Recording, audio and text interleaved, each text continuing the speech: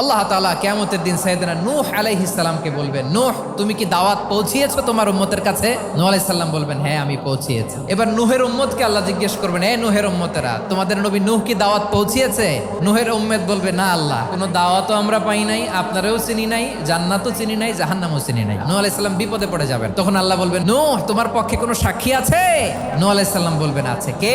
উম্মতে মুহাম্মাদি। তখন আমরা বলবো, আল্লাহর নবী নূহ আলাইহিস সালাম তিনি আপনি যা যা বলেছেন ঠিক তা তার উম্মতের কাছে পৌঁছে দিয়েছে। এবার নূহের উম্মতের সাথে আমাদের ঝগড়া লাগবে। তারা বলবে, তোমরা আসছো আমাদের হাজার হাজার বছর পরে, তোমরা কি করে জানলা? তোমাদের সাক্ষী ধর্তব্য হবে না? আমরা তখন বলবো, আমাদের কোরআনে তোমাদের নবীর নামে আল্লাহ তাআলা একটা সূরা নাজিল করেছেন, সূরাতে নূহ। দিন রাত এক করে তোমাদের কাছে তিনি দাওয়াত পৌঁছেছেন, সব আমরা জানি। আমরা যখন বলবো এই কথা, নূহের উম্মত চুপসে যাবে। তখন আমরা সত্য বলেছি কিনা এটা আল্লাহ তাআলা জানতে চাইবে বিশ্বনবীর কাছে। তখন বিশ্বনবী আমাদের পক্ষে সাক্ষী দিবেন। আওয়াজ করে বলেন আল্লাহু আকবার।